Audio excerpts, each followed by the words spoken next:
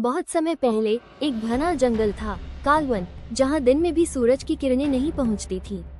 उस जंगल के बीचों बीच था कालनगर, एक काला पत्थरों से बना महल, जहाँ रानी माया का राज चलता था।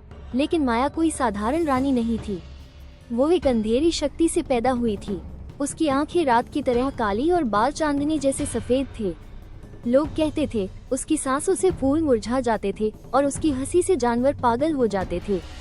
रात के समय जब चंद्रमा सबसे ऊंचा होता, माया अपने महल की छत पर खड़ी होकर उन आत्माओं को बुलाती जो जंगल में मारी गई थी। सैकड़ों परछाइयां उसकी सेवा में झुकती, कटी फटी आत्माएं, टूटी हड्डियों के पिंजर और गहरी पीड़ा से कराहते भूत। लेकिन एक रात एक योद्धा अर्ज आया अपने गांव को इस अंधेरे के अभिशाप से बचाने के लिए। उसके हाथ में था एक खंजर जिसे चांद की रोशनी में ढाला गया था। अर्ज ने माया के महल का दरवाजा धक्का देकर खोला। अंदर का दृश्य भयानक था। दीवारों से कटी गर्दनें झूल रही थी और फर्श पर धुआं रेंगता था। रानी माया उसे देख मुस्कुराई। उसकी मुस्कान इतनी भयावह थी कि दीवारों से खून बहने लगा। एक भीषण युद्ध हुआ। अर्ज ने खंजर से माया की आत्मा को निशाना बनाया।